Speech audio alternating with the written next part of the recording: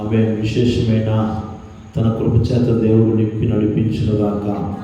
Bible గ్రంథంలో నుంచి Ruth గ్రంథము 2వ అధ్యాయము 11-12 వచనాలు మనం జ్ఞాపకం చేస్తాం.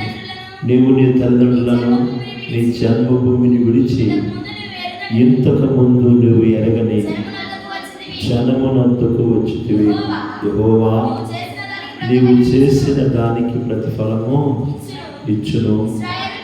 ఇశ్రాయేలు దేవుడైన యెహోవా రెక్కల కింద సురక్షితముగా ఉన్నట్లు నీవు వచ్చితివి.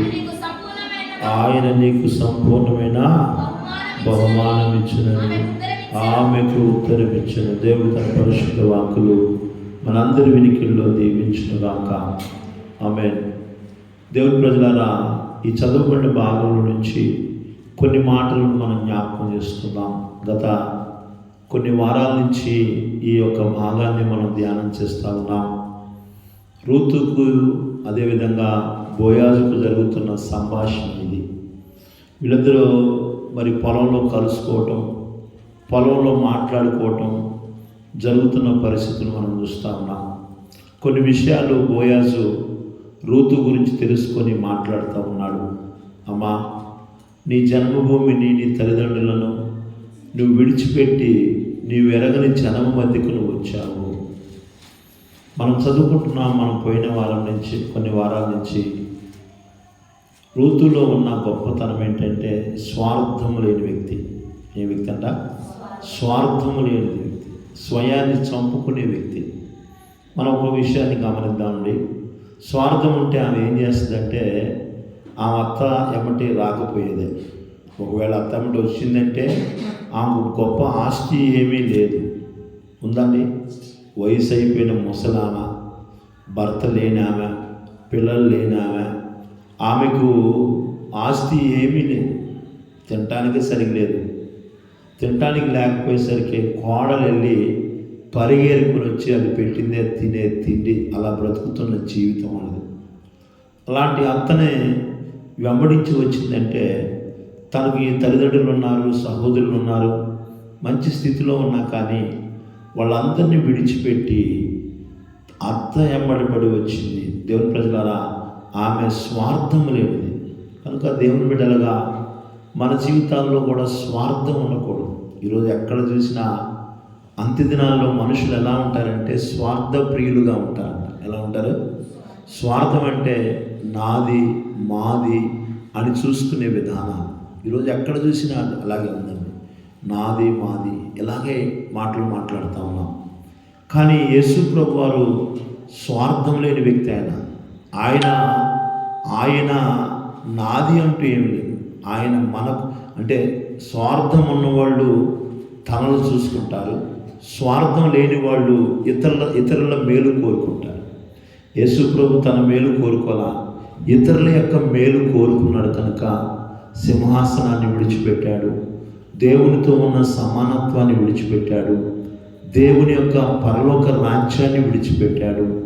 ఈ లోకానికి మరణించడానికి ఆయన వచ్చాడు. స్వార్థం లేని వ్యక్తి. ఎవరి కోసం మరణించడానికి? తన కుటుంబం కోసం కాదు, సమస్త మానవాళి యొక్క ప్రజల కొరకు చనిపోవడానికి వచ్చాడు ఆయన. దేవునికి స్తోత్రం కలుగును గాక. హల్లెలూయా. ఇప్పుడు రూతు కూడా స్వార్థం లేదు కాబట్టి అత్త కోసము, అత్త నమ్ముకున్న దేవుని కోసము అన్నీ విడిచిపెట్టి ఆమె వచ్చినట్లు మనం చూస్తున్నాం. నీ తల్లిదండ్రులను విడిచిపెట్టామంటే అర్థం ఏంటి? వాళ్ళ అమ్మ నాన్న ఉన్నారా? చంపారు? ఉన్నారు కదా. మీ తల్లిదండ్రులను విడిచిపెట్టి వచ్చావు నువ్వు. దేవుని బిడ్డలారా, దేవుని బిడ్డలు ఎప్పుడు కూడా గుర్తుంచుకోవాల్సింది ఏంటంటే స్వార్థం లేని జీవితం ఉండాలి, సెల్ఫిష్నెస్ ఉండకూడదు. దేవుని బిడ్డలారా, నాది అన్నప్పుడు మనం అంత జాగ్రత్తగా చూసుకుంటామో అందరి ఎడల కూడా అదే జాగ్రత్త కలిగి మనం ఉండాలి. అందరినీ ఆ విధంగానే ప్రేమించాలి. బైబిల్ గ్రంథంలో మనం చూసినట్లయితే ఈ రాత్రి మరి ఒక విషయాన్ని మనం జ్ఞాపకం చేసుకుందామండి. నిర్గమాకాండము 32వ అధ్యాయము 32వ వచనాన్ని మనం చదువుకున్నామండా. బైబిల్ ఉన్నవాళ్ళు తీసి చదవండి. అయ్యో, నీవు వారి పాపమును ఒకవేళ పరిహరించితివా, లేని ఎడల నీవు రాసిన నీ గ్రంథములో నుండి నా పేరు తుడిచివేయమని బతిమాలు కొనుచున్నానను. దేవుని బిడ్డ గమనించండి, మోషేకి దేవునికి మధ్య జరుగుతున్న సంభాషణ. మోషే 6 వారాలు అంటే 40 రాత్రులు 40 పగళ్ళు దేవునితో గడపడానికి సీనాయి కొండ మీదకి వెళ్ళాడు. ప్రజలందరూ చూస్తుండగానే కొండెక్కాడు. ఆయన చూసినా కానీ 1 వారం చూశారు, 2 వారాలు చూశారు, 3 వారాలు చూశారు, 4 వారాలు చూశారు, 5 వారాలు చూశారు. 6 వారాలకే వాళ్ళకి ఏమైపోయిందంటే వాళ్ళు మోషేని మర్చిపోయారు. మోషే అన్నాడు, ఎడిపోయాడు మాకు తెలియదయ్యా అంటున్నారు, అబద్ధాలు ఆడుతా అన్నారు. వాళ్ళ కళ్ళ ఎదుట అందరూ చూస్తుండగానే మోషే పర్వతం ఎక్కాడు. కానీ ఇప్పుడు ఏమన్నారు, మోషే అన్నాడు ఎడిపోయాడు, ఏం చేస్తుండే, ఎక్కడుండో మాకు తెలియదు. కనుక ఇప్పుడు మేము ఏం చేయాలంటే మమ్మల్ని నడిపించి ఒక నాయకుడు కావాలి, మమ్మల్ని నడిపించి ఒక దేవుడు కావాలి మాకు. ఎందుకంటే ఐగుప్తు దేశంలో వారు పూజించిన విగ్రహ పూజలన్నీ వాళ్ళకు తెలుసు. వాళ్ళు విగ్రహ పూజల మధ్య ఉండి దేవుని చేత విడిపించబడి వస్తున్నవాళ్ళు. దేవుని బిడ్డలారా, విగ్రహ పూజలు తెలుసు.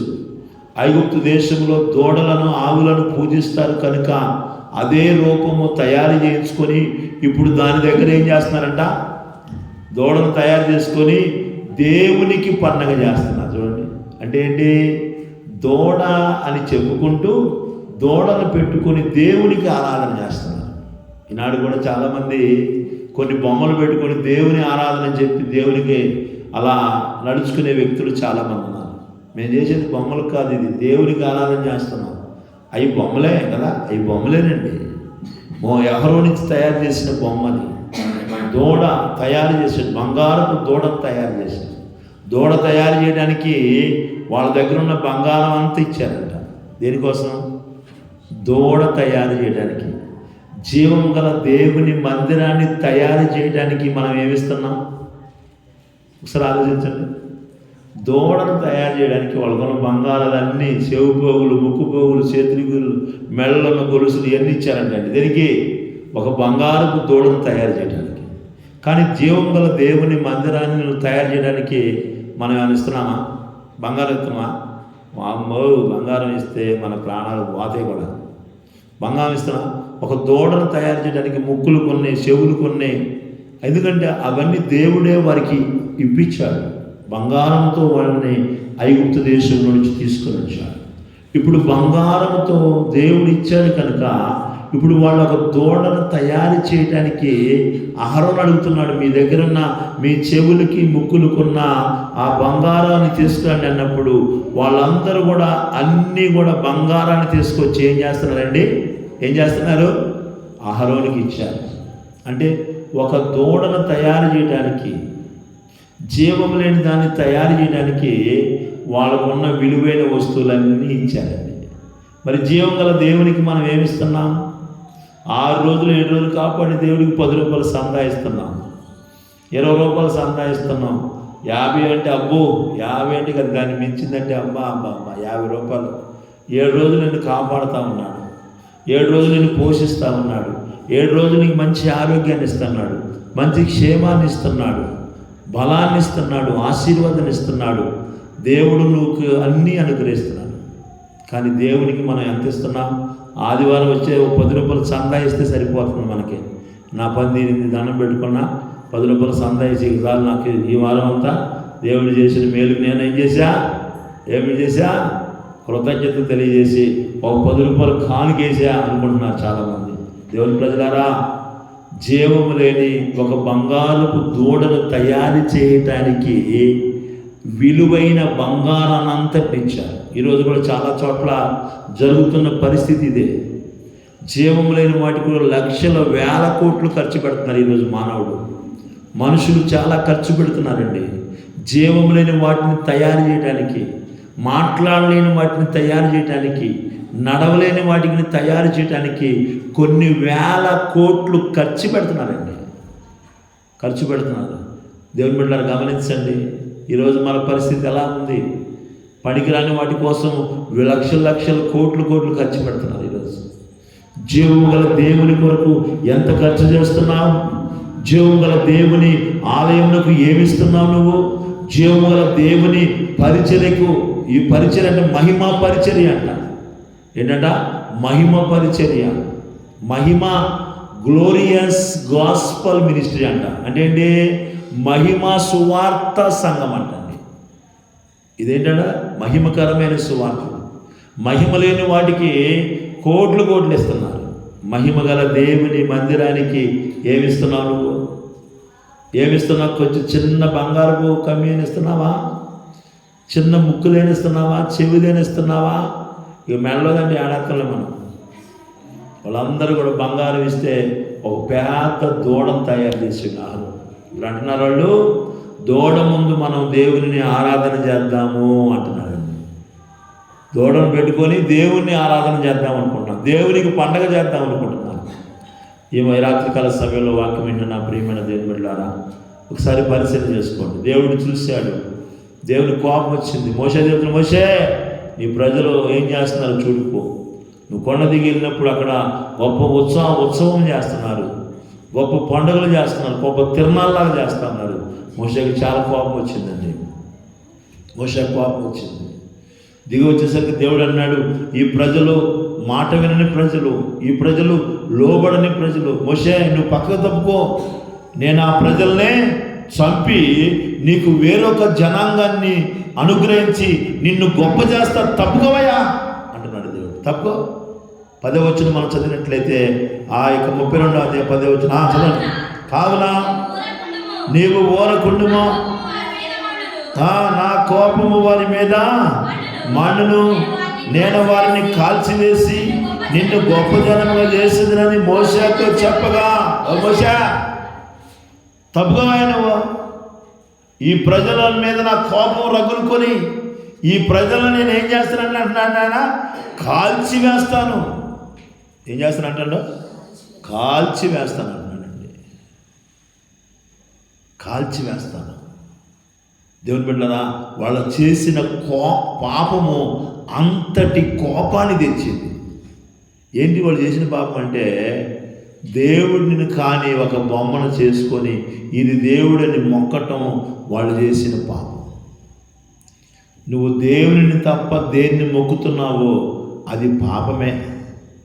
ఆ పాపం వల్ల దేవుని కోపమే వస్తుంది, కానీ దేవుని ఆశీర్వాదాలు నీ మీదకే. ఏమైంది అంటే దండం పెట్టుకుంటే ఏమైందండి, పెట్టుకుంటే కళ్ళు కత్తుకుంటే ఏమైంది అనుకుంటున్నావేమో. దేవునికి తన ప్రజలన్నీ కూడా చూడకుండా కాల్చి వేస్తాను. ఒక దెబ్బ కొడతా అంట్లా ఆయన, ఒకసారి పక్క దెబ్బ గద్దిస్తా అంట్లా, 2 పీకులు పీకుతా అంట్లా. ఏం చేస్తాం మనం? పిల్లగాళ్ళని ఏం చేస్తాం? తప్పు చేస్తే గద్దిస్తాం, ఇంకా తప్పు చేస్తే 2 లాగి కొడతాం, ఇంకా అందకపోతే రాయి ఇసిరేస్తాం, కర్ర ఇసిరేస్తాం, ఇంకా అందిని అనుకోండి 4 పీకులు పీకుతాం, అంతేగాని చంపుతామండి. కానీ దేవుడు చంపుతానని ఎందుకు చంపుతానన్నాడు? నేను వాళ్ళని కాల్చి వేస్తానయ్యా అంటున్నాడు. కాల్చి వేస్తాను, నేను వాళ్ళని కాల్చి వేస్తాను. తప్పుకో మోసే, నువ్వు తప్పుకో అంటున్నాడు. నిన్ను వాళ్ళకి కాల్చివేసి నీకు ఒక గొప్ప జనాన్ని అనుగ్రహించి నిన్ను గొప్ప జనాంగంగా నేను మారుస్తానయ్యా, తప్పుకో అంటే అప్పుడు 32వ వచనంలో మోసే చాలా విషయాలు నీకు చెప్పడానికి సమయం. అయ్యో నీవు వారి పాపమును పరిహరించితివా లేని ఎడల నీవు రాసిన గ్రంథములో నుంచి నా పేరు తుడిచివేయము. బతిమాలుకుంటున్నాడండి. ఈరోజు ఒక విషయాన్ని మీ అందరికీ చెబుతున్నా. దైవజనుడండి మోషే బ్రతిమలాడుతూ ఉన్నాడు, సంఘం కోసం బ్రతిమలాడుతున్నాడు. ఈరోజు దైవజనులు విలువ చాలా మందికి తెలియట్లా. దైవజనుడు తన సంఘం కోసం, తన ప్రజల కోసము చావటానికి కూడా సిద్ధపడుతున్నాడు. ఏమన్నాడు? నీవు రాసిన గ్రంథములో నుండి నా పేరు తుడిచివేయి. వాక్యం చెబుతుంది, ఎవరి పేరైనను దేవుని గ్రంథంలో లేకపోతే వాడిని ఎక్కడ పడేస్తారంట? అగ్నిగుండంలో పడవేస్తారు. అంటే తన ప్రజల కోసము తనకు ఒక ప్రాణం పోయినా పర్వాలేదు. సేవకుల్ని అర్థం చేసుకోండి. చాలామంది వాళ్ళ మీద తిరుగుబాటు చేయడం కాదు, వాళ్ళకి లోబడకుండా కాదు, వాళ్ళ మీద విరోధంగా మాట్లాడటం కాదు, వాళ్ళకి విరోధంగా నిలబడటం కాదు, లోబడే విధంగా ఉండాలి. ప్రాణం చూడండి ఏమన్నాడండి, తన బిడ్డల కోసం మోషే ప్రాకులాడుతుంది, తన కుటుంబం కోసం మోషే ప్రాకులాడుతుంది. కుటుంబాన్ని విడిచి, గ్రామాన్ని విడిచి, పనిబాట్లు విడిచి, ఉద్యోగాన్ని విడిచి మీ మధ్యకు వచ్చి సేవ చేస్తూ ఉంటే, సేవకులంటే విలువ లేదు చాలామందికి. ఈరోజు సేవకులంటే గౌరవం లేదు చాలామందికి. మోషే అంటున్నాడు, ఈ ప్రజల యొక్క పాపాన్ని నువ్వు పరిహరించుతావా? ఒకవేళ పరిహరించు, లేని ఎడలా నా పేరును నీ గ్రంథముల నుండి తీసివేయాయా, తుడిచేయ్యా, నా పేరు లేకుండా చేయి. తన ప్రజల కోసము అంటే మోషేలో ఏమి లేదంటే స్వార్థం లేదండి. అయా వాళ్ళుగా పాపం చేసింది, వాళ్ళని ఇష్టం వచ్చినట్టు చేసుకో, నువ్వేం చేస్తావు చెయ్యి, నువ్వేం చేసినా నేను కాము కూర్చున్నా, నువ్వు నన్ను గొప్ప జనంగా చేస్తున్నావుగా, ఆ జనం ఏదో నాకు ఇవ్వాలి, నేను నడిపించుకుంటా, ఏం నేసేయలే అని అంటలేదండి ఆయన. ఏమంటున్నాడంటే వాళ్ళ కోసము తన పేరు జీవ గ్రంథంలో నుంచి తుడిచి వేసుకోవడానికి కూడా మోషే వెనుకాడట్లేదండి. సంఘం కోసం, దేవుడు తన ప్రజల కోసం స్వార్థం లేని వ్యక్తి అండి మోషే. ఈరోజు మన జీవితాలు ఎలా ఉన్నాయి ఒకసారి పరిశీలన చేసుకుందాం.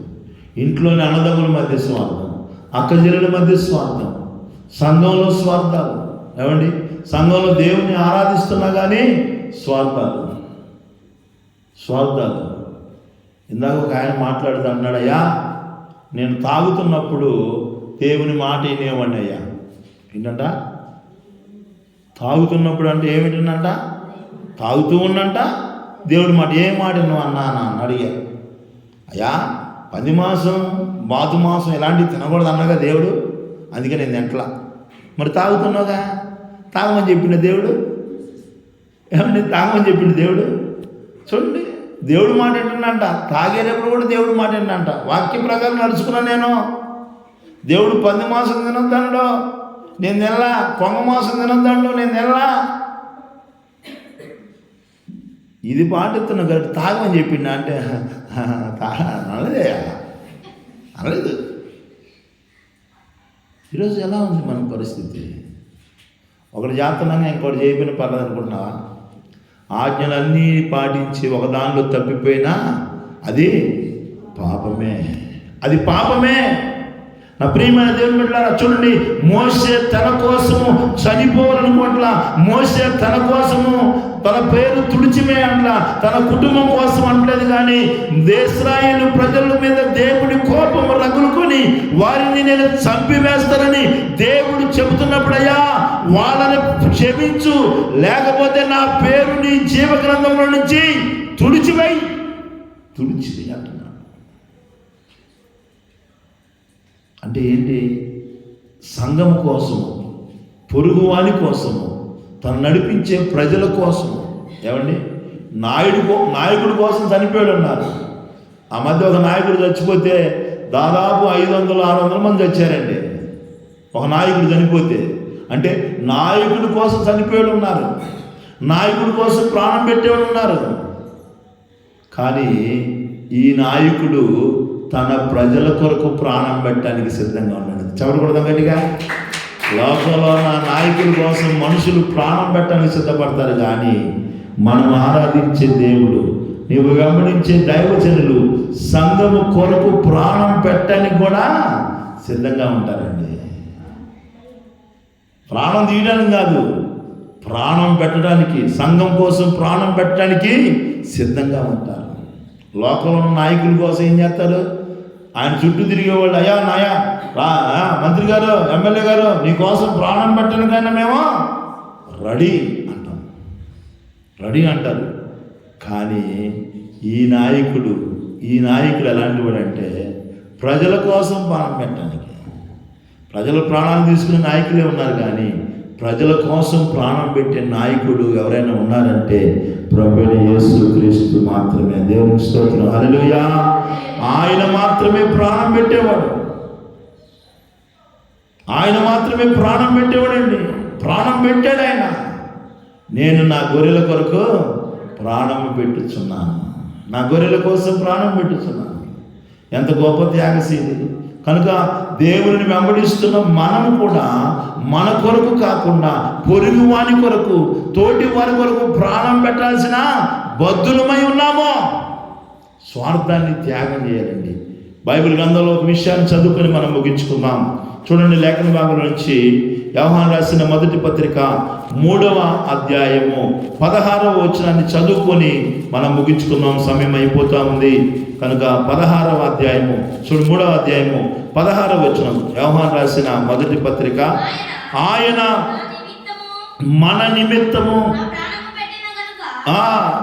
నిమిత్తము తన ప్రాణము పెట్టిన గనుక దీని వలన ప్రేమ ఎట్టుదని తెలుసుకొనుచున్నాము. మనము కూడా సహోదరుల నిమిత్తము మన యొక్క ప్రాణము పెట్ట బద్ధులమై ఉన్నాము. యోహాను భక్తులు అంటున్నాడు, యోహాను చెబుతున్న మాట ఏంటంటే, ఆయన మన నిమిత్తము తన ప్రాణము పెట్టెను. దీని వలన మన మీద ఆయనకి ఎంత ప్రేమ ఉందో తెలియబడుతుంది. మనం అంటే దేవునికి ఎంత ప్రేమ అనేది ఎట్లా?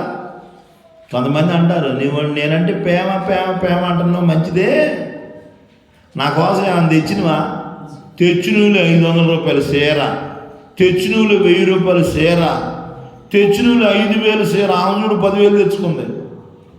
తెచ్చినవులు పెద్ద చెవులు మెళ్ళకి ఏమైనా తెచ్చినవా? ఏమంటారండి?